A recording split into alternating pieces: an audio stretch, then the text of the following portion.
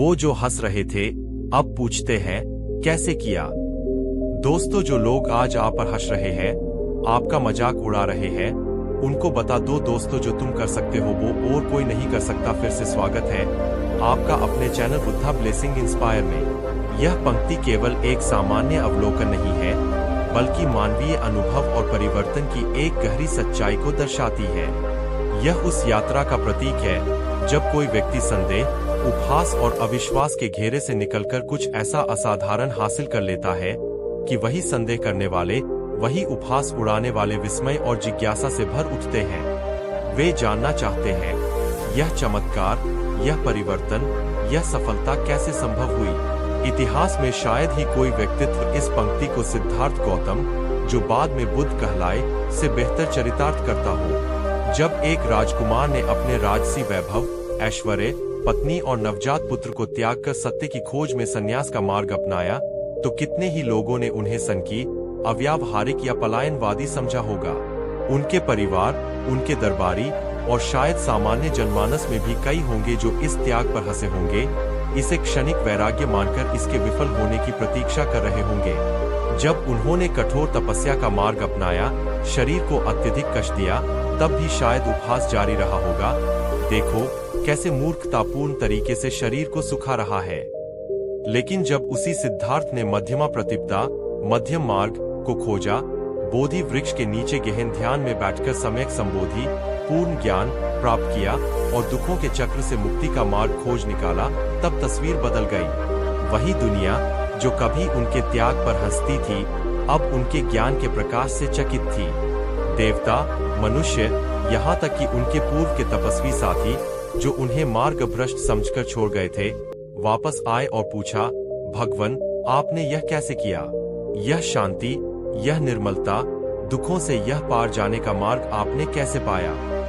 उनका उत्तर किसी चमत्कार या रहस्य में नहीं छिपा था, बल्कि एक सुस्पष्ट, व्यावहारिक और सार्वभौमिक मार्ग में निहित था, जिसे उन्होंने धर्म कहा। यह धर्म ही वह कैसे है जिसका उत्तर बुद्ध ने अपने जीवन और उपदेशों के माध्यम से दिया। यह उपहास से जिज्ञासा तक की यात्रा का, अज्ञान से ज्ञान तक के ससर का और दुहक से निर्वाण तक पहुंचने की विधि का विस्तृत वर्णन है। यह लेख बुद्ध की वाणी, उनके धम्म के सार को प्रस्तुत करने का एक प्रयास है, जो उस शाश्वत प्रश्न कैसे किया का उत्तर देता है। हम बुद्ध के जीवन की संक्षिप्त रूपरेखा से शुरू करते हुए उनके द्वारा खोजे गए 4 आर्य सत्यों, दुहक के कारण और निवारण और उस अष्टांगिक मार्ग पर विस्तार से चर्चा करेंगे जो आत्म विजय और परम शांति की ओर ले जाता है। यह केवल एक ऐतिहासिक या दार्शनिक विवेचन नहीं, बल्कि उन सिद्धांतों की गहराई में उतरने का प्रयास है जिन्हें अपनाकर कोई भी व्यक्ति अपने जीवन में परिवर्तन ला सकता है, अपने दुखों को समझ सकता है और शांति की दिशा में अग्रसर हो सकता है, ठीक वैसे ही जैसे बुद्ध ने स्वयं करके दिखाया और हंसने वालों को पूछने पर विवश कर दिया। भाग 1, सिद्धार्थ का बुद्ध बनना, खोज की पृष्ठभूमि। बुद्ध की शिक्षाओं को समझने के लिए उनके जीवन की उस पृष्ठभूमि को समझना आवश्यक है जिसने उन्हें इस खोज के लिए प्रेरित किया।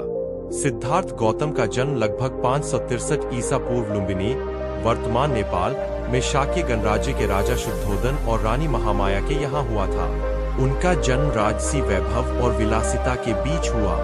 ज्योतिषियों ने भविष्यवाणी की थी कि यह बालक या तो एक महान चक्रवर्ती सम्राट बनेगा या फिर एक महान त्यागी, एक बुद्ध। राजा शुद्धोधन, जो अपने पुत्र को एक महान शासक बनते देखना चाहते थे, ने सिद्धार्थ को दुनिया के दुखों और कष्टों से पूरी तरह दूर रखने का प्रयास किया।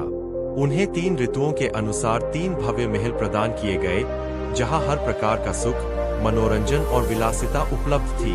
उन्हें युवावस्था में ही यशोधरा नामक राजकुमारी से विवाह कर दिया गया और राहुल नामक पुत्र का जन्म हुआ। राजा ने पूरी व्यवस्था की कि सिद्धार्थ को कभी भी बुढ़ापा, बीमारी या मृत्यु जैसे अप्रिय दृश्यों का सामना न करना पड़े। लेकिन नियति को कुछ और ही मंजूर था। किंवदंतियों के अनुसार 29 वर्ष की आयु में सिद्धार्थ ने अपने सारथी छन के साथ नगर भ्रमण किया। इन यात्राओं के दौरान उन्होंने उन दृश्यों को देखा जिन्हें उनसे अब तक छुपा कर रखा गया था। एक जर्जर वृद्ध व्यक्ति, जिसने उन्हें एहसास कराया कि यौवन शाश्वत नहीं है और बुढ़ापा अवश्यंभावी है। एक गंभीर रूप से बीमार व्यक्ति, जिसने उन्हें शारीरिक पीड़ा और रोगों की वास्तविकता से परिचित कराया। एक मृत शरीर शवयात्रा जिसने उन्हें मृत्यु की अटल सच्चाई और जीवन की नश्वरता का बोध कराया। एक शांत और तेजस्वी सन्यासी परिव्राजक जिसने उन्हें दिखाया कि इन दुखों के बीच भी शांति और मुक्ति का मार्ग संभव हो सकता है। इन 4 दृश्यों ने सिद्धार्थ के मन पर गहरा प्रभाव डाला। राजमहल का सुख, विलासिता और सांसारिक बंधन उन्हें व्यर्थ और क्षणभंगुर लगने लगे। उनके मन में यह प्रश्न प्रबल हो उठा, क्या इस दुख, जरा, व्याधि और मरण के चक्र से मुक्ति का कोई उपाय है? यदि है, तो वह क्या है? इसी प्रश्न का उत्तर खोजने के लिए उन्होंने एक रात चुपचाप अपने महल, अपनी पत्नी, अपने नवजात पुत्र और समस्त राजसी वैभव का त्याग कर दिया। इसे बौद्ध इतिहास में महाभिनिष्क्रमण, द ग्रेट रिनंसिएशन कहा जाता है। यह त्याग ही वह पहला कदम था जिस पर शायद दुनिया हंसी होगी। एक राजकुमार का भिक्षु बन जाना, सुख छोड़कर कष्ट चुनना, निश्चितता छोड़कर अनिश्चितता में कूद पड़ना, यह सांसारिक दृष्टि से मूर्खतापूर्ण लग सकता था। संन्यास लेने के बाद सिद्धार्थ ने तत्कालीन भारत के प्रसिद्ध गुरुओं जैसे आलार कालाम और उद्दक रामपुत से ज्ञान प्राप्त करने का प्रयास किया। उन्होंने योग और ध्यान की उच्चतम अवस्थाओं को प्राप्त किया, लेकिन उन्हें लगा कि यह भी दुहक से पूर्ण मुक्ति का मार्ग नहीं है। इसके बाद उन्होंने उरुवेला, वर्तमान बोधगया के निकट निरंजना नदी के किनारे कठोर तपस्या का मार्ग अपनाया। उन्होंने अपने 5 पूर्व साथियों कौंडिन्य आदि के साथ मिलकर घोर आत्मदमन किया। वे अत्यंत कम भोजन करते, श्वास रोककर ध्यान करते, कांटों पर सोते और शरीर को अत्यधिक कष्ट देते। उनका शरीर सूखकर कांटा हो गया, लेकिन ज्ञान की प्राप्ति फिर भी नहीं हुई। उपहास शायद यहाँ भी जारी रहा होगा। देखो, यह राजकुमार कैसे व्यर्थ में अपने शरीर को नष्ट कर रहा है।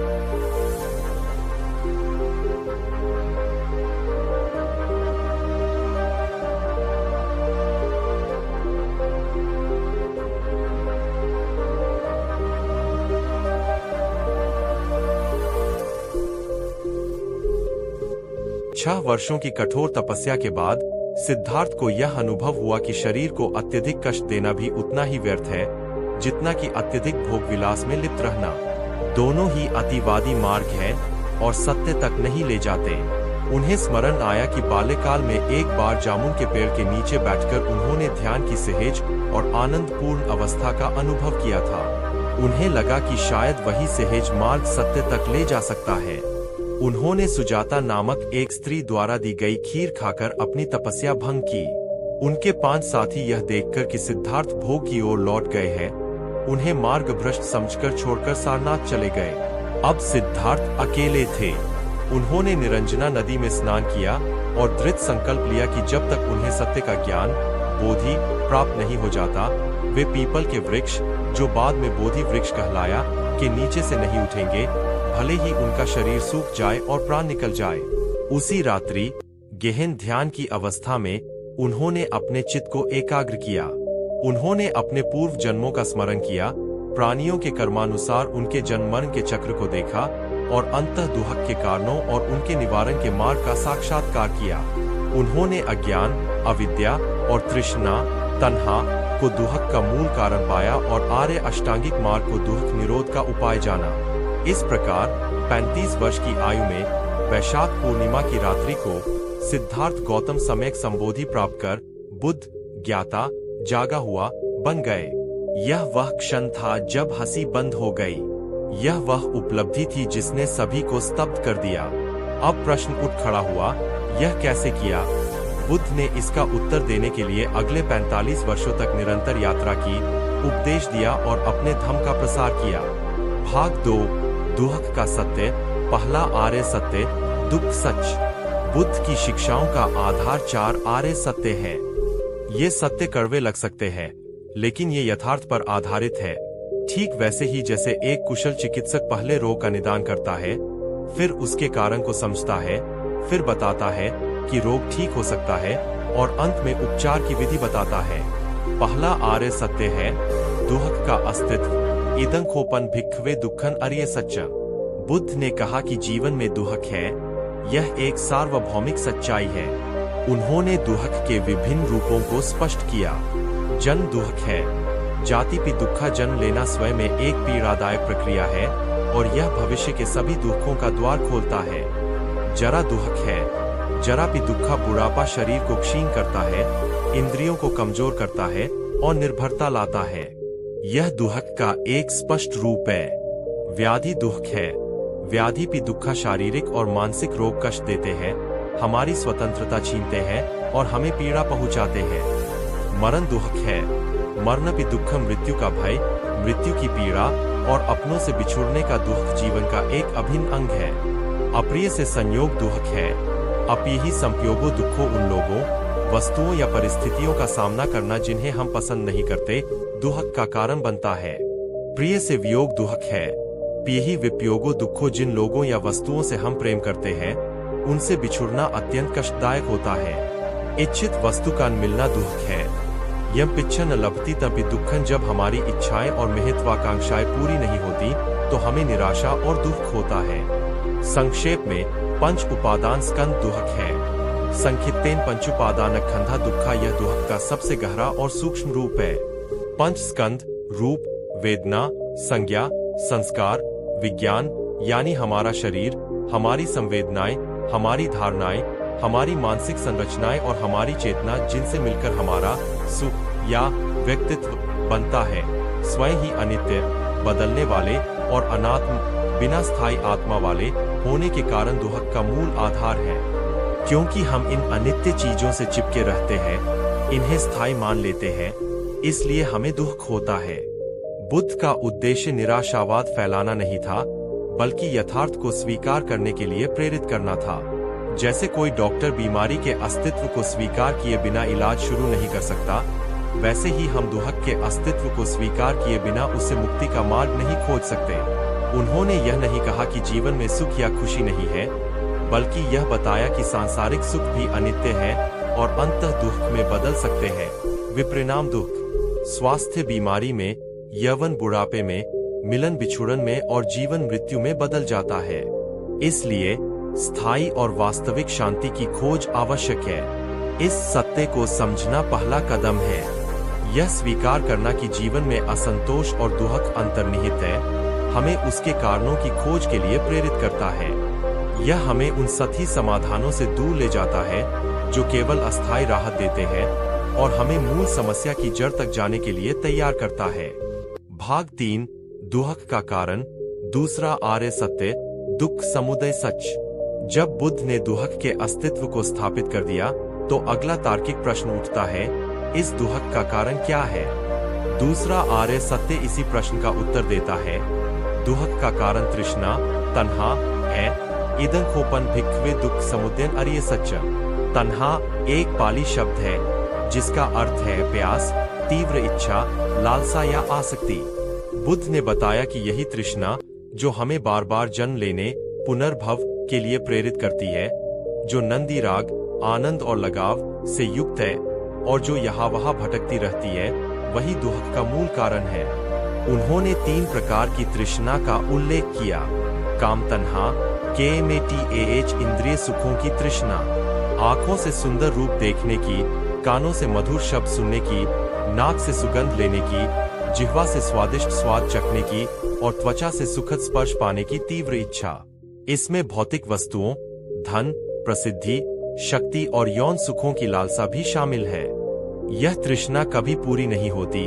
एक इच्छा पूरी होती है तो दूसरी जन्म ले लेती है, जिससे असंतोष और दुख बना रहता है। भवतन्हा, BHAVATAH होने या बने रहने की तृष्णा, जीवन से, अस्तित्व से, पहचान से चिपके रहने की इच्छा। हम चाहते हैं कि हम और हमारा सुख स्थायी हो। हम मृत्यु से डरते हैं और अमर होना चाहते हैं। अपने अहं, ईगो को बनाए रखने की यह गहरी इच्छा भी दुहक का कारण है, क्योंकि सब कुछ अनित्य है और सुख भी स्थायी नहीं है, अनात्म। विभवतन्हा, VIBHAVATAH होने या विनाश की तृष्णा, यह आत्म विनाश या अप्रिय स्थितियों से छुटकारा पाने की इच्छा है। जब जीवन असनीय लगता है तो व्यक्ति सब कुछ समाप्त कर देना चाहता है। यह भी एक प्रकार की प्रतिक्रिया है जो दुहक से उत्पन्न होती है और दुहक को ही बढ़ाती है। यह जीवन की वास्तविकताओं से पलायन का एक नकारात्मक रूप है। तृष्णा का मूल अविद्या, अविज्ञा। बुद्ध ने आगे बताया कि तृष्णा का भी एक गहरा मूल कारण है और वह है अविद्या, अविज्ञा अर्थात अज्ञान। यह साधारण ज्ञान की कमी नहीं, बल्कि 4 आर्य सत्यों का अज्ञान, अनित्य, इम्पर्मनेंस, दुख, सफरिंग और अनात्म, नो सेल्फ की प्रकृति का अज्ञान है। क्योंकि हम चीजों की वास्तविक प्रकृति को नहीं समझते, हम अनित्य को नित्य, दुख को सुख और अनात्म को आत्म मान लेते हैं। इसी अज्ञान के कारण हम उन चीजों से आसक्त हो जाते हैं जो स्वभाव से ही बदलने वाली और असंतोषजनक है। प्रतीत्य समुत्पाद, पैटिकासमुपदा कार्य कारण श्रृंखला। बुद्ध ने दुख और उसके कारणों को समझाने के लिए प्रतीत्य समुत्पाद, डिपेंडेंट ओरिजिनेशन के सिद्धांत का भी प्रतिपादन किया।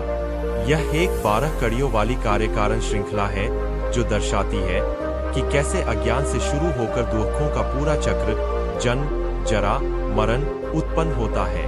अविद्या, अविज्ञा अज्ञान के कारण संस्कार ऐसे के चारे मानसिक संरचनाएं या कर्म बनते हैं। विज्ञान, वियाये चेतना उत्पन्न होती है। नाम रूप एनमेपा मन और शरीर, व्यक्तित्व का निर्माण होता है। षडायतन ऐसे वायएटीएने 6 इंद्रियां, आँख, कान, नाक, जीभ, त्वचा, मन विकसित होती है। स्पर्श, फासा इंद्रियों का अपने विषयों से संपर्क होता है। वेदना, वेदन संपर्क से सुखद, दुखद या तटस्थ अनुभूति होती है। तृष्णा, TAH अनुभूति से तृष्णा, आसक्ति या विरक्ति उत्पन्न होती है। उपादान, अपना तृष्णा से गहरी आसक्ति या चिपकाव पैदा होता है। भव, भव आसक्ति से होने की प्रक्रिया, कर्म निर्माण जारी रहती है। जाति, जिति होने की प्रक्रिया से पुनर्जन्म होता है। जरामरण, JRMARA जन्म से बुढ़ापा, मृत्यु, शोक, विलाप, दुख, दौर्मनस्य और उपायास, निराशा उत्पन्न होते हैं। यह चक्र निरंतर चलता रहता है। लेकिन बुद्ध ने बताया कि यदि कारण को हटा दिया जाए तो कार्य स्वतः समाप्त हो जाता है। यदि अविद्या नष्ट हो जाए तो संस्कार नहीं बनेंगे और इस प्रकार पूरी श्रृंखला टूट जाएगी, जिससे दुख का अंत हो जाएगा। इस प्रकार दूसरा आर्य सत्य हमें स्पष्ट रूप से बताता है कि हमारे दुख का कारण बाहरी परिस्थितियां नहीं, बल्कि हमारी अपनी आंतरिक तृष्णा और अज्ञान है। यह समझ हमें समाधान की दिशा में ले जाती है। भाग 4, दुख निरोध का सत्य। तीसरा आर्य सत्य, दुख निरोध सच। पहले 2 आर्य सत्यों ने रोग, दुख और उसके कारण तृष्णा का निदान किया। अब तीसरा आर्य सत्य आशा की किरण दिखाता है। दुख का निरोध संभव है। इदं खोपन भिक्खवे दुख निरोधन अर्य सच्चा। बुद्ध ने घोषणा की कि तृष्णा का पूरी तरह से त्याग कर देने से, उसे जड़ से उखाड़ फेंकने से दुख का पूर्ण निरोध संभव है। इस अवस्था को निर्वाण, निब्ना कहा जाता है। निर्वाण का शाब्दिक अर्थ है बुझ जाना या शांत हो जाना। यह तृष्णा, द्वेष और मोह, अविद्या की अग्नि का बुझ जाना है। यह दुख के चक्र, संसार से पूर्ण मुक्ति की अवस्था है।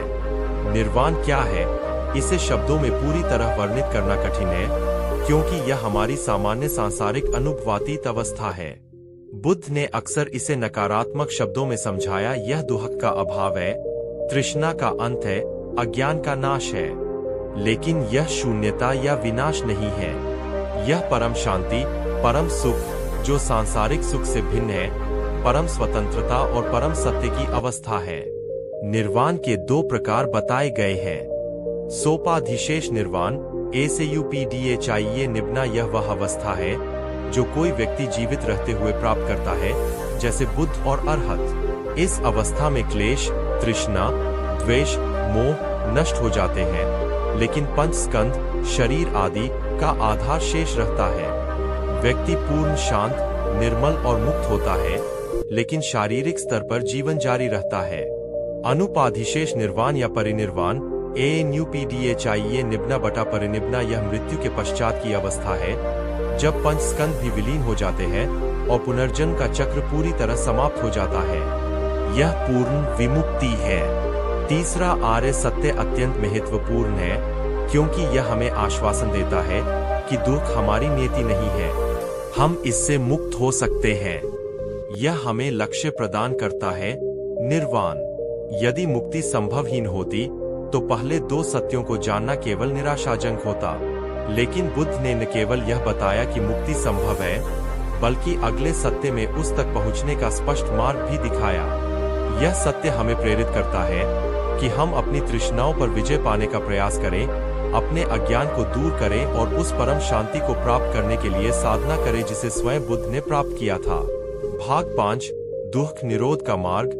चौथा आर्य सत्य, दुख निरोध गामिनी पटिपदा आर्य सच्च, आर्य अष्टांगिक मार्ग। यही वह बिंदु है जहां हम उस प्रश्न का विस्तृत उत्तर पाते हैं, कैसे किया। चौथा आर्य सत्य दुख निरोध तक ले जाने वाले मार्ग का वर्णन करता है। इसे आर्य अष्टांगिक मार्ग, आर्या AHAGIK मैगा कहा जाता है। यह मध्यम मार्ग, मध्यमा पटिपदा भी कहलाता है, क्योंकि यह न तो अत्यधिक भोगविलास का मार्ग है और न ही अत्यधिक आत्मपीड़न का। यह एक संतुलित, व्यावहारिक और चरणबद्ध मार्ग है जिसके 8 अंग हैं, जिन्हें 3 मुख्य स्कंधों समूहों में विभाजित किया जा सकता है: शील, नैतिक आचरण, समाधि, मानसिक अनुशासन और प्रज्ञा, विवेक या ज्ञान। यह मार्ग रैखिक नहीं है, बल्कि एक चक्र की तरह है जहां सभी अंग एक दूसरे का समर्थन करते हैं और साथ साथ विकसित होते हैं। आय प्रज्ञा स्कंद, पाखंधा, विजडम। प्रज्ञा का अर्थ है सही समझ, विवेक और ज्ञान। यह मार्ग का दिशा निर्देशक है। इसके 2 अंग हैं: सम्यक दृष्टि, DIHI, राइट अंडरस्टैंडिंग, अर्थ चीजों को वैसे ही देखना जैसी वे वास्तव में हैं। यह 4 आर्य सत्यों, दुहक, दुहक का कारण, दुहक का निरोध और निरोध का मार्ग की सही समझ है। यह कर्म के सिद्धांत, कर्म और उसके फल, पुनर्जन्म, पुनर्भव और अनित्य, अनिक, दुहक, दुखा, अनात्म, अनाथ के 3 लक्षणों, तिलक्षण की गहरी समझ है। महत्व, यह मार्ग का पहला और सबसे महत्वपूर्ण अंग है, क्योंकि सही समझ के बिना सही दिशा में प्रयास संभव नहीं है। जब हम वास्तविकता को समझते हैं कि सब कुछ अनित्य है, दुख अंतर्निहित है और कोई स्थायी मैं या आत्मा नहीं है, तभी हम तृष्णा और आसक्ति से मुक्त होने की आवश्यकता महसूस करते हैं। विकास, यह शास्त्रों के अध्ययन, सुतमयपना, चिंतन मनन, चिंतामयपना और ध्यान भावना, भावनामयपना से विकसित होती है। सम्यक संकल्प, SAKAPPA, राइट इंटेंशन बटा थॉट, अर्थ सही इरादा या विचार। यह हमारे मन की वह दिशा है जो हमें सही कर्मों की ओर प्रेरित करती है। इसके 3 पहलू हैं: नैष्क्रम्य संकल्प, नेक्षमा SAKAPPA, त्याग का संकल्प, सांसारिक भोगों और आसक्तियों से विरक्ति का इरादा, लोभ और स्वार्थ से मुक्त होने का संकल्प, अव्यापाद संकल्प, अविद्या SAKAPPA, मैत्री और अहिंसा का संकल्प, सभी प्राणियों के प्रति द्वेष, घृणा और दुर्भावना से मुक्त होने का इरादा, प्रेम, करुणा और मित्रता का भाव विकसित करने का संकल्प, अविहिंसा संकल्प, AVIHIS SAKAPPA, अहिंसा का संकल्प, किसी भी प्राणी को मन, वचन या कर्म से कष्ट न पहुंचाने का इरादा, करुणा और दया का संकल्प। महत्व, हमारे विचार ही हमारे वचनों और कर्मों को दिशा देते हैं। यदि हमारे इरादे शुद्ध और कुशल होंगे तो हमारे कर्म भी कुशल होंगे और हमें मुक्ति की ओर ले जाएंगे। गलत इरादे, लोभ, द्वेष, हिंसा हमें बंधन और दुहक में फंसाते हैं। 2 शील स्कंद, स्लाखंधा, एथिकल कंडक्ट। शील का अर्थ है नैतिक आचरण, सदाचार। यह समाज और स्वयं के साथ सामंजस्य स्थापित करने का आधार है। यह मन को शांत और स्थिर करने में मदद करता है, जो समाधि के लिए आवश्यक है। इसके 3 अंग हैं: सम्यक वाक, समवीसी, राइट स्पीच, अर्थ सही और कुशल वाणी का प्रयोग करना। इसमें 4 बातें शामिल हैं: झूठ बोलने से विरत रहना, मसवद VRA में सत्य बोलना, चुगली या निंदा करने से विरत रहना, PISUY VRA में ऐसी बातें न करना जो लोगों में फूट डालें, एकता बढ़ाने वाली बातें करना, कठोर वचन बोलने से विरत रहना, फेरूजिया वीसाये वीआरए में गाली गलौज, अपमानजनक या चोट पहुंचाने वाले शब्दों से बचना, मधुर, प्रिय और विनम्र वाणी बोलना, व्यर्थ की बकवास से विरत रहना, समफैपैल्प वीआरए में गपशप, निरर्थक बातें या अफवाहें फैलाने से बचना, समय पर सार्थक, उपयोगी और धर्म सम्मत बातें करना, महत्व, वाणी हमारे विचारों को व्यक्त करती है और दूसरों पर गहरा प्रभाव डालती है। सही वाणी संबंध सुधारती है, विश्वास पैदा करती है और मन को शांत रखती है। गलत वाणी संघर्ष, दुख और मानसिक अशांति पैदा करती है। सम्यक कर्मांत, समकमेंटा, राइट एक्शन, अर्थ, सही और कुशल शारीरिक कर्म करना। इसमें मुख्य रूप से 3 बातें शामिल हैं। प्राणी हिंसा से विरत रहना, PTIPTVRA में किसी भी जीव की हत्या न करवाना, नहीं उसमें सहमति देना, अहिंसा का पालन करना, चोरी करने से विरत रहना, अधिंडन VRA में जो चीज दी न गई हो उसे न लेना, ईमानदारी का पालन करना, कामिथ्याचार से विरत रहना, मेसु मिचित्र VRA में व्यभिचार या अनुचित यौन आचरण से बचना, इंद्रिय संयम का पालन करना, गृहस्थों के लिए अपनी पत्नी पति के प्रति वफादार रहना, भिक्षुओं के लिए पूर्ण ब्रह्मचर्य। मैं बना नहीं था आसान सफर के लिए।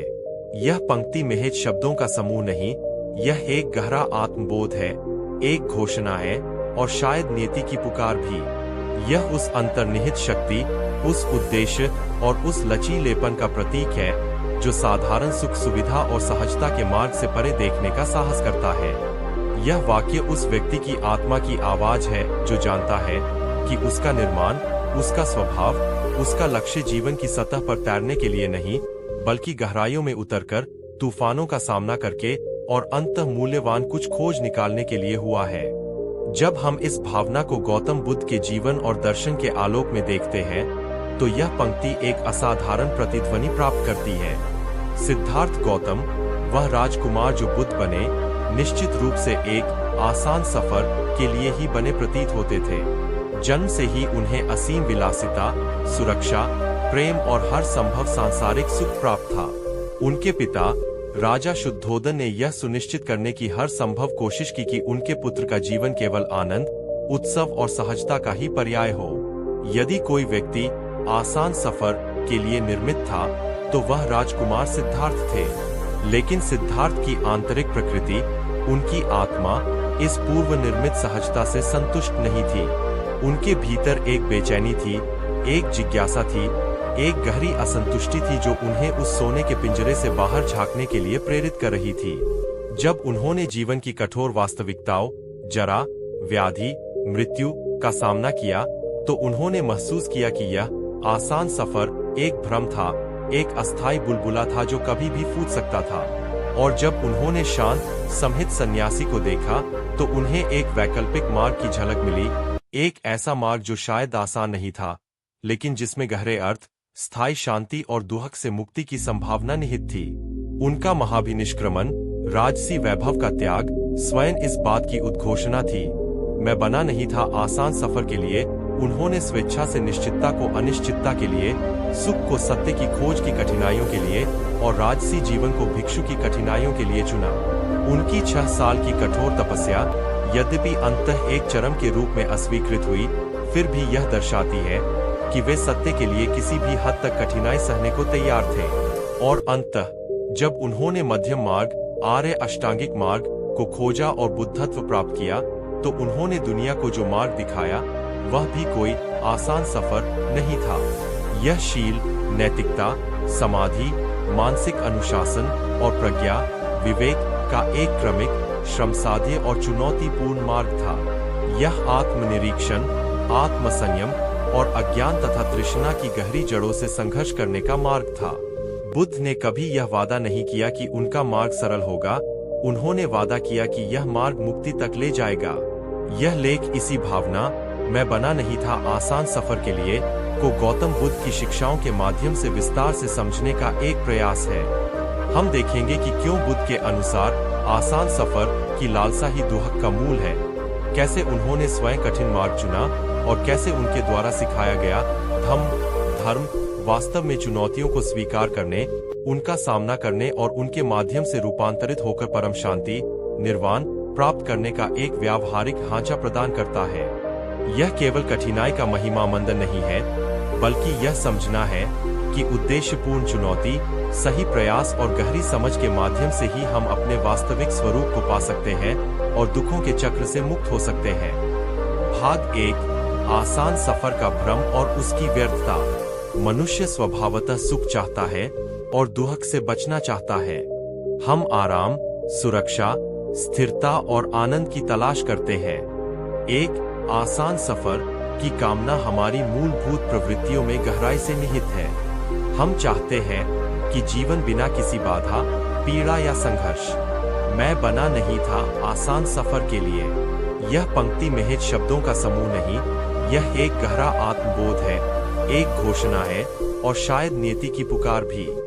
यह उस अंतर्निहित शक्ति, उस उद्देश्य और उस लचीलेपन का प्रतीक है जो साधारण सुख सुविधा और सहजता के मार्ग से परे देखने का साहस करता है।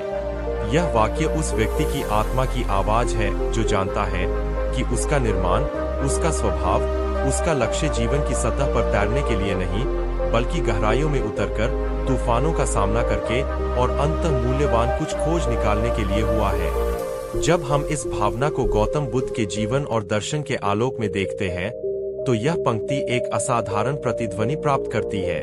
सिद्धार्थ गौतम, वह राजकुमार जो बुद्ध बने, निश्चित रूप से एक आसान सफर के लिए ही बने प्रतीत होते थे।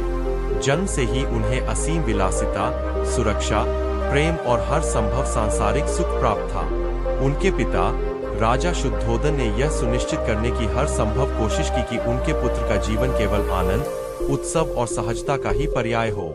यदि कोई व्यक्ति आसान सफर के लिए निर्मित था, तो वह राजकुमार सिद्धार्थ थे।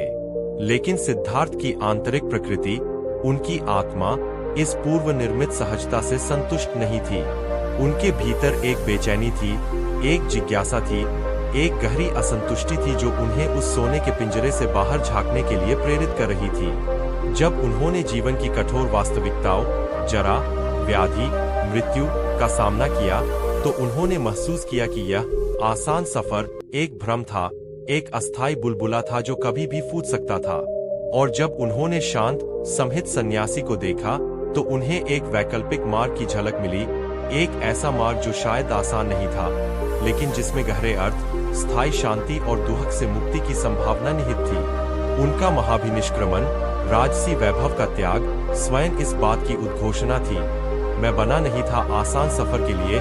उन्होंने स्वेच्छा से निश्चितता को अनिश्चितता के लिए, सुख को सत्य की खोज की कठिनाइयों के लिए और राजसी जीवन को भिक्षु की कठिनाइयों के लिए चुना। उनकी 6 साल की कठोर तपस्या, यद्यपि अंततः एक चरम के रूप में अस्वीकृत हुई, फिर भी यह दर्शाती है कि वे सत्य के लिए किसी भी हद तक कठिनाई सहने को तैयार थे।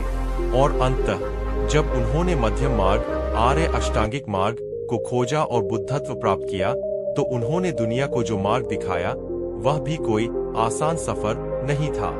यह शील, नैतिकता, समाधि, मानसिक अनुशासन और प्रज्ञा, विवेक का एक क्रमिक, श्रमसाध्य और चुनौतीपूर्ण मार्ग था। यह आत्मनिरीक्षण, आत्मसंयम और अज्ञान तथा तृष्णा की गहरी जड़ों से संघर्ष करने का मार्ग था। बुद्ध ने कभी यह वादा नहीं किया कि उनका मार्ग सरल होगा। उन्होंने वादा किया कि यह मार्ग मुक्ति तक ले जाएगा। यह लेख इसी भावना, मैं बना नहीं था आसान सफर के लिए, को गौतम बुद्ध की शिक्षाओं के माध्यम से विस्तार से समझने का एक प्रयास है। हम देखेंगे कि क्यों बुद्ध के अनुसार आसान सफर की लालसा ही दुख का मूल है, कैसे उन्होंने स्वयं कठिन मार्ग चुना और कैसे उनके द्वारा सिखाया गया धर्म वास्तव में चुनौतियों को स्वीकार करने, उनका सामना करने और उनके माध्यम से रूपांतरित होकर परम शांति, निर्वाण प्राप्त करने का एक व्यावहारिक ढांचा प्रदान करता है। यह केवल कठिनाई का महिमा मंडन नहीं है, बल्कि यह समझना है कि उद्देश्यपूर्ण चुनौती, सही प्रयास और गहरी समझ के माध्यम से ही हम अपने वास्तविक स्वरूप को पा सकते हैं और दुखों के चक्र से मुक्त हो सकते हैं। भाग 1, आसान सफर का भ्रम और उसकी व्यर्थता। मनुष्य स्वभावतः सुख चाहता है और दुख से बचना चाहता है। हम आराम, सुरक्षा, स्थिरता और आनंद की तलाश करते हैं। एक आसान सफर की कामना हमारी मूलभूत प्रवृत्तियों में गहराई से निहित है। हम चाहते हैं कि जीवन बिना किसी बाधा, पीड़ा या संघर्ष के सुचारू रूप से चले। हम इंद्रिय सुखों, रूप, शब्द, गंध, रस, स्पर्श में आनंद खोजते हैं, प्रियजनों के साथ स्थायी संबंध चाहते हैं और अप्रिय परिस्थितियों से बचना चाहते हैं। बुद्ध ने इस मानवीय प्रवृत्ति को समझा। उन्होंने इसे नकारा नहीं, लेकिन उन्होंने इसकी सीमाओं और अंततः इसकी निरर्थकता को उजागर किया। उनकी पहली शिक्षा 4 आर्य सत्यों में से पहला यही है कि जीवन में दुखा अंतर्निहित है। पहला आर्य सत्य दुख की सार्वभौमिकता। बुद्ध ने कहा, जन्म दुख है, जरा दुख है, व्याधि दुख है, मरण दुख है, अप्रिय से संयोग दुख है, प्रिय से वियोग दुख है, इच्छित वस्तु का मिलना दुख है। संक्षेप में 5 उपादान स्कंध व्यक्तित्व के 5 घटक दुख है। यह घोषणा आसान सफर की पूरी अवधारणा पर ही प्रश्न चिन्ह लगा देती है। यदि जीवन की मूलभूत प्रकृति में ही दुख, असंतोष और परिवर्तनशीलता निहित है, तो एक स्थायी आसान सफर की उम्मीद करना वास्तविकता से मुंह मोड़ना है। बुद्ध निराशावादी नहीं थे, वे यथार्थवादी थे। उन्होंने हमें जीवन की गुलाबी तस्वीर नहीं दिखाई, बल्कि उसकी सच्ची, अक्सर कठोर वास्तविकता से अवगत कराया। सांसारिक सुखों की क्षणभंगुरता। बुद्ध ने माना कि जीवन में सुखद क्षण और अनुभव होते हैं, लेकिन उन्होंने जोर दिया कि ये सभी अनित्य, अनिक हैं, क्षणभंगुर और परिवर्तनशील। स्वास्थ्य बीमारी में बदल सकता है, यौवन बुढ़ापे में हल सकता है, प्रियजन बिछड़ सकते हैं और संपत्ति नष्ट हो सकती है। इन क्षणभंगुर सुखों से अत्यधिक चिपकना, आसक्ति ही भविष्य के दुख का कारण बनता है। जब वे अनिवार्य रूप से बदल जाते हैं या समाप्त हो जाते हैं, विपरिणाम दुख। आसान सफर की तलाश हमें इन अनित्य सुखों से बांध देती है। इंद्रिय सुखों की अतृप्ति, कामतन्हा। बुद्ध ने सिखाया कि इंद्रिय सुखों की प्यास, तन्हा, कभी पूरी तरह से बुझती नहीं है। एक इच्छा पूरी होती है तो दूसरी जन्म ले लेती है। यह एक अंतहीन दौड़ है जो क्षणिक संतुष्टि तो दे सकती है, लेकिन स्थायी शांति या तृप्ति नहीं। आसान सफर की तलाश अक्सर इन्हीं इंद्रिय सुखों की अंतहीन खोज में बदल जाती है, जो हमें और अधिक उलझा देती है। बुद्ध ने इसे काम सुखल्लिकानुयोग कहा, भोग विलास में अत्यधिक लिप्तता, और इसे एक अतिवादी मार्ग बताकर त्याग दिया। अस्तित्व की प्यास भवतन्हा। हम न केवल सुख चाहते हैं, बल्कि हम चाहते हैं कि हमारा अस्तित्व, हमारी पहचान, हमारा अह बना रहे। हम स्थायित्व चाहते हैं।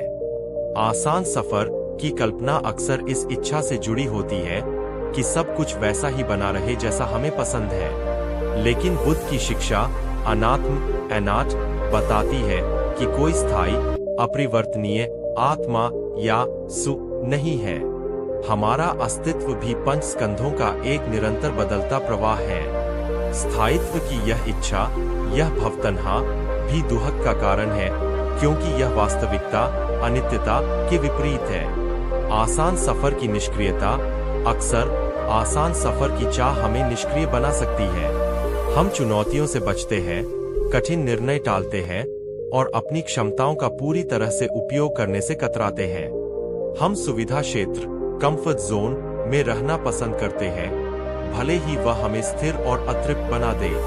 बुद्ध का मार्ग सक्रियता, प्रयास, वीर्य और जागरूकता का मार्ग है, निष्क्रियता का नहीं। इसलिए बुद्ध की दृष्टि में आसान सफर की खोज न केवल व्यर्थ है, बल्कि यह दुख के चक्र को बनाए रखने में योगदान भी देती है।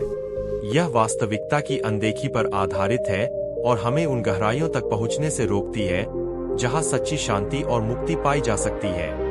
यह स्वीकार करना कि जीवन स्वाभाविक रूप से चुनौतीपूर्ण है और हम आसान सफर के लिए नहीं बने हैं, वास्तव में मुक्ति की दिशा में पहला कदम है। यह हमें यथार्थवादी उम्मीदें रखने और आने वाली अनिवार्य कठिनाइयों का सामना करने के लिए तैयार करता है। भाग 2, सिद्धार्थ का चुनाव, सहजता का त्याग, सत्य की ओर प्रयाण। राजकुमार सिद्धार्थ का जीवन इस बात का सबसे बड़ा प्रमाण है कि किसी को आसान सफर परोस कर दिया जा सकता है। लेकिन यदि उसकी आंतरिक प्रकृति सत्य की प्यासी है तो वह उसे स्वीकार नहीं करेगा। कपिल वस्तु के राजमहल में सिद्धार्थ का जीवन हर संभव मानवीय सुख सुविधा से परिपूर्ण था। उनके पिता ने यह सुनिश्चित करने के लिए कोई कसर नहीं छोड़ी थी कि उनके बेटे को जीवन की कठोर वास्तविकताओं का सामना करना पड़े। 3 ऋतुओं के लिए 3 महल, संगीत, नृत्य, सुंदर परिचारिकाएं, स्वादिष्ट भोजन, प्रेम करने वाली पत्नी यशोधरा और एक स्वस्थ पुत्र राहुल। उनके पास वह सब कुछ था जिसे एक आसान और सुखी जीवन माना जाता है। लेकिन इस बाहरी सहजता के नीचे सिद्धार्थ का मन बेचैन था। वे जानते थे कि यह सुख, यह विलासिता किसी चीज को छुपा रही है। वे जीवन की पूरी तस्वीर देखना चाहते थे, न कि केवल उसका संपादित सुखद संस्करण। 4 निमित्त, आसान सफर के भ्रम का टूटना।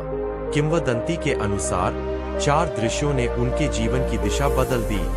वृद्ध व्यक्ति जिसने उन्हें दिखाया कि यौवन स्थायी नहीं है और बुढ़ापा जीवन की एक अनिवार्य सच्चाई है। आसान सफर बुढ़ापे को नहीं रोक सकता।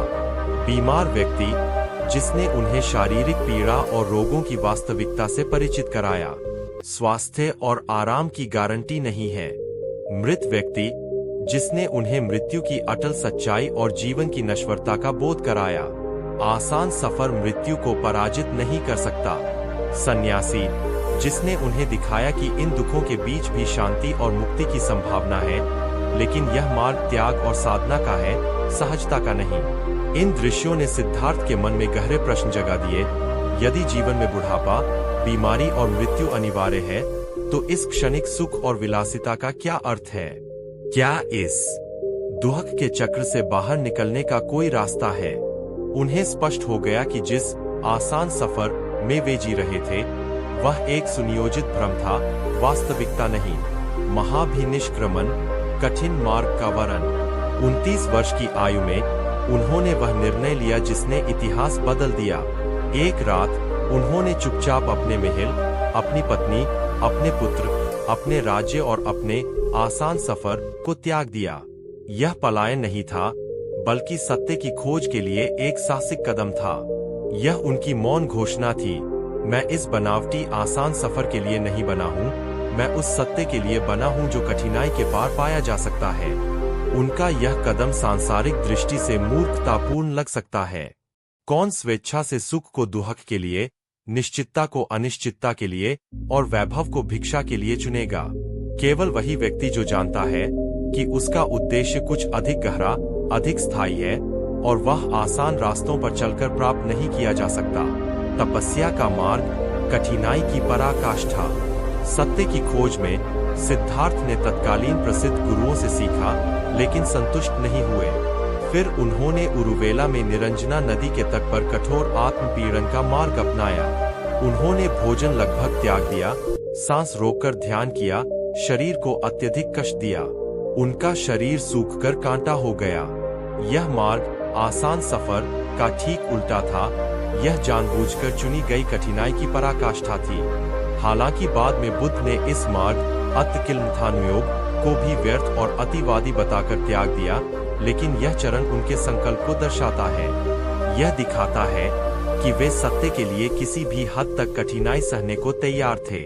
उन्हें यह अनुभव हुआ कि न तो भोगविलास का मार्ग और न ही शरीर को अत्यधिक कष्ट देने का मार्ग ज्ञान तक ले जाता है।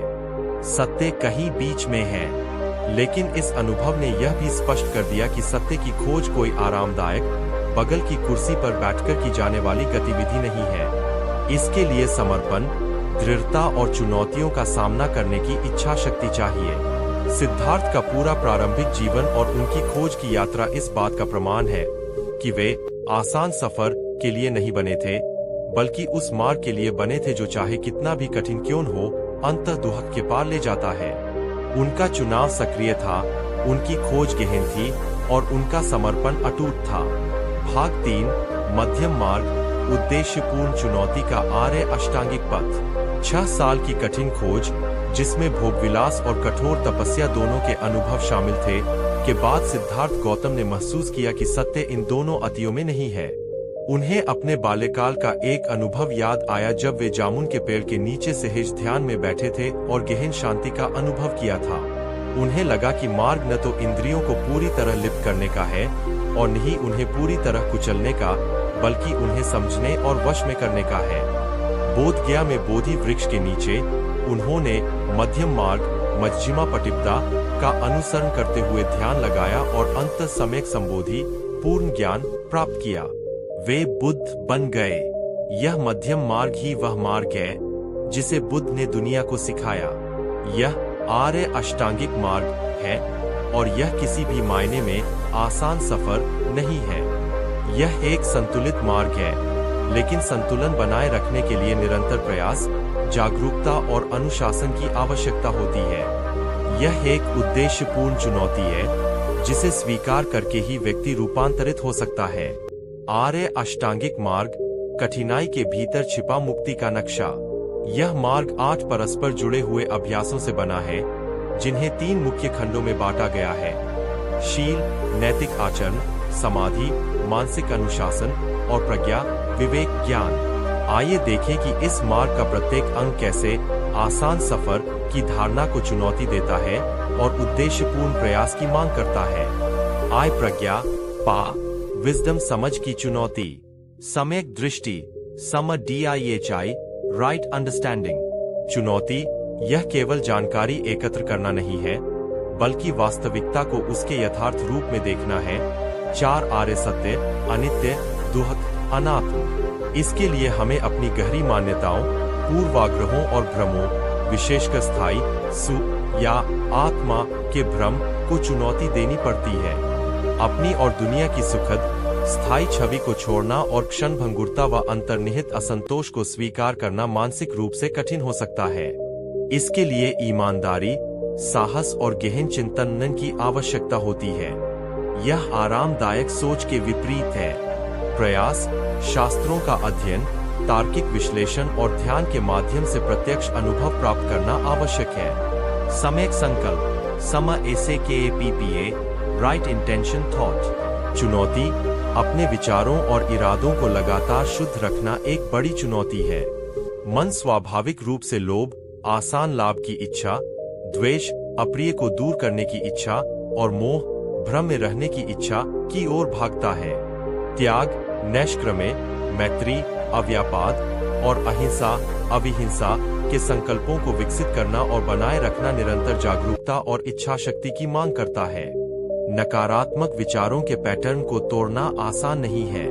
प्रयास, विचारों के प्रति सचेत रहना, अकुशल विचारों को पहचानकर उन्हें रोकना और कुशल विचारों को सक्रिय रूप से विकसित करना। 2 शील, स्ला, एथिकल कॉन्डक्ट आचरण की चुनौती। सम्यक वाक, सम VC, राइट स्पीच। चुनौती, झूठ, चुगली, कठोर वचन और व्यर्थ की बातों से बचना हमेशा आसान नहीं होता। कभी कभी सच बोलना असुविधाजनक हो सकता है, गपशप आकर्षक लग सकती है और गुस्से में कठोर शब्द निकल सकते हैं। अपनी वाणी पर संयम रखना, सोच समझकर बोलना और केवल सत्य, प्रिय, हितकर और समयोचित वचन बोलना निरंतर अभ्यास और आत्मनियंत्रण की मांग करता है। प्रयास, बोलने से पहले सोचना, अपनी मंशा की जांच करना, दूसरों पर पड़ने वाले प्रभाव के प्रति संवेदनशील होना। सम्यक कर्मांत, सम कमेंटा, राइट एक्शन। चुनौती, हिंसा, चोरी और व्यभिचार से बचना बुनियादी नैतिकता लग सकती है, लेकिन सूक्ष्म स्तरों पर यह चुनौतीपूर्ण हो सकता है। इसमें न केवल प्रत्यक्ष शारीरिक कर्म, बल्कि दूसरों को नुकसान पहुंचाने वाले किसी भी कार्य से बचना शामिल है। क्रोध या लालच के आवेग में कार्य करने की प्रवृत्ति पर काबू पाना या सामाजिक दबाव में गलत काम करने से इनकार करना आसान नहीं है। प्रयास, अपने कार्यों के परिणामों के प्रति जागरूक रहना, करुणा का विकास करना और नैतिक सिद्धांतों के प्रति प्रतिबद्ध रहना। सम्यक आजीविका, समज्वा, राइट लाइवलीहुड। चुनौती, ऐसी जीविका चुनना जो स्वयं या दूसरों को हानि पहुंचाए, विशेषकर आधुनिक प्रतिस्पर्धी दुनिया में कठिन हो सकता है। कभी कभी नैतिक रास्ते कम आकर्षक या कम लाभदायक लग सकते हैं। शस्त्र, प्राणी, मांस, मदिरा या विष का व्यापार न करना या धोखाधड़ी और शोषण से बचना दृढ़ नैतिक संकल्प की मांग करता है। प्रयास, अपनी आजीविका के नैतिक निहितार्थों का मूल्यांकन करना, ईमानदारी और पारदर्शिता को महत्व देना, भले ही इसमें कुछ सांसारिक लाभ छोड़ना पड़े। 3 समाधि समधि मेंटल डिसिप्लिन मन को साधने की चुनौती। सम्यक व्यायाम समव्यय में राइट एफर्ट। चुनौती, यह अंग स्पष्ट रूप से आसान सफर के विचार को नकारता है। यह निरंतर प्रयास करने के बारे में है। बुरे विचारों को उत्पन्न होने से रोकना, उत्पन्न हो चुके बुरे विचारों को दूर करना, अच्छे विचारों को उत्पन्न करना और उत्पन्न हो चुके अच्छे विचारों को बनाए रखना और बढ़ाना। यह मानसिक आलस्य, शिथिलता और नकारात्मकता के विरुद्ध एक सतत संघर्ष है। इसके लिए दृढ़ इच्छा शक्ति, वीर्य और अटूट प्रतिबद्धता चाहिए। प्रयास, अपनी मानसिक अवस्थाओं के प्रति जागरूक रहना और उन्हें सक्रिय रूप से कुशल दिशा में मोड़ने का संकल्प। सम्यक स्मृति समसति राइट माइंडफुलनेस।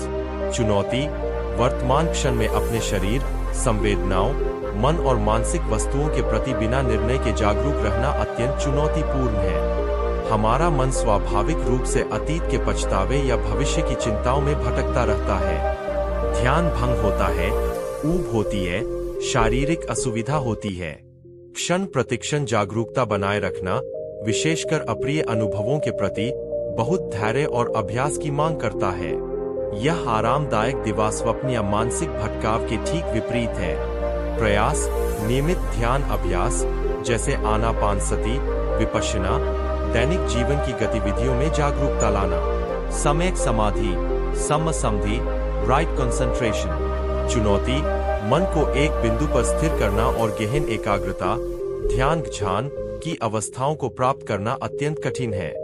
मन चंचल है, बंदर की तरह, और इसे बाहरी विकर्षणों और आंतरिक विचारों से हटाकर एक आलंबन पर टिकाए रखना वर्षों के समर्पित अभ्यास की मांग करता है।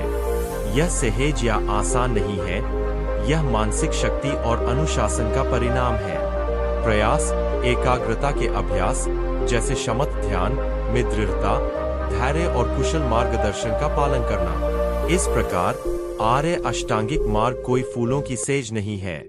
यह एक ऊबड़ खाबड़ चढ़ाई वाला रास्ता है जिसके लिए यात्री को अपने भीतर के आलस्य, अज्ञान, लालच, घृणा और भय का सामना करना पड़ता है।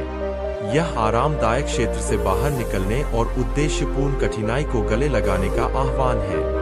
बुद्ध ने कभी नहीं कहा कि यह आसान होगा, लेकिन उन्होंने यह आश्वासन दिया कि यही एकमात्र मार्ग है जो दुहक के वास्तविक अंत और स्थायी शांति, निर्वाण तक ले जाता है। यह मार्ग उन लोगों के लिए है जो स्वीकार करते हैं, मैं बना नहीं था आसान सफर के लिए। भाग 4, चुनौती क्यों? कठिन मार्ग के पुरस्कार, रूपांतरण और मुक्ति। यदि बौद्ध मार्ग इतना चुनौतीपूर्ण है, तो कोई इसे क्यों चुनेगा? आसान सफर भले ही भ्रामक हो, लेकिन वह आकर्षक तो लगता ही है। बुद्ध की शिक्षाओं का सौंदर्य इस बात में है कि वे न केवल कठिनाई को स्वीकार करते हैं, बल्कि यह भी स्पष्ट करते हैं कि इसी कठिनाई के माध्यम से ही सच्चा और स्थायी लाभ प्राप्त होता है। आसान रास्ता सतही राहत दे सकता है, लेकिन कठिन, उद्देश्यपूर्ण मार्ग गहरा रूपांतरण और अंतिम मुक्ति प्रदान करता है। कठिन मार्ग चुनने के पुरस्कार क्या है? दुहक की जड़ों का उन्मूलन। आसान सफर केवल दुहक के लक्षणों से अस्थायी राहत पाने का प्रयास है, जैसे दर्द होने पर दर्द निवारक गोली लेना। लेकिन आर्य अष्टांगिक मार्ग दुहक के मूल कारणों, अज्ञान, अविद्या और तृष्णा TAH पर प्रहार करता है। शील के अभ्यास से तृष्णा के स्थूल रूप नियंत्रित होते हैं। समाधि से मन एकाग्र और शांत होता है, जिससे तृष्णा और द्वेष की पकड़ कमजोर होती है। प्रज्ञा से अज्ञान का अंधकार मिटता है और व्यक्ति वास्तविकता, अनित्य, दुहक, अनात्म को समझकर तृष्णा और आसक्ति से स्वाभाविक रूप से मुक्त हो जाता है। यह प्रक्रिया कठिन है, लेकिन यह समस्या का स्थायी समाधान प्रस्तुत करती है। आंतरिक शक्ति और गुणों का विकास। चुनौतियों का सामना करने से ही हमारी आंतरिक शक्ति, वीर्य, सहनशीलता, खंती और दृढ़ता विकसित होती है। जैसे मांसपेशियां व्यायाम से मजबूत होती है, वैसे ही हमारा चरित्र नैतिक संघर्षों और मानसिक अनुशासन से मजबूत होता है। शील का पालन हमें ईमानदार, दयालु और विश्वसनीय बनाता है। समाधि हमें मानसिक स्थिरता, शांति और स्पष्टता प्रदान करती है। प्रज्ञा हमें विवेक और सही निर्णय लेने की क्षमता देती है। आसान सफर हमें कमजोर और निर्भर बना सकता है, जबकि उद्देश्यपूर्ण चुनौती हमें आत्मनिर्भर और सक्षम बनाती है। वास्तविक ज्ञान और अंतर्दृष्टि, सच्ची समझ और ज्ञान आरामदायक कुर्सी पर बैठकर नहीं, बल्कि जीवन के अनुभवों, विशेषकर कठिन अनुभवों का सामना करने और उन पर गहराई से चिंतन करने से आता है। सम्यक स्मृति, माइंडफुलनेस का अभ्यास हमें अपने मन की कार्यप्रणाली, अपनी प्रतिक्रियाओं और अपनी पीड़ा के स्रोतों को सीधे देखने में मदद करता है। जब हम अपनी बेचैनी, अपने भय, अपनी लालसाओं का सामना करते हैं, जो कि आसान नहीं है, तभी हम उनसे ऊपर उठने का मार्ग खोज सकते हैं। कठिनाइयां हमें सतहीपन से हटाकर गहराइयों में ले जाती हैं। गहन करुणा और सहानुभूति, जब हम स्वयं कठिनाइयों से गुजरते हैं और अपनी कमजोरियों का सामना करते हैं, तो हम दूसरों के दुख के प्रति अधिक संवेदनशील और सहानुभूतिपूर्ण बन जाते हैं। आर्य अष्टांगिक मार्ग का अभ्यास, विशेष रूप से सम्यक संकल्प, मैत्री, करुणा और शील, अहिंसा, हमारे हृदय को खोलता है। हम समझते हैं कि सभी प्राणी किसी न किसी रूप में पीड़ित हैं और मुक्ति की तलाश में हैं। यह समझ हमें न केवल अपने लिए, बल्कि सभी प्राणियों के कल्याण के लिए प्रयास करने को प्रेरित करती है, जैसा कि बोधिसत्व आदर्श में देखा जाता है।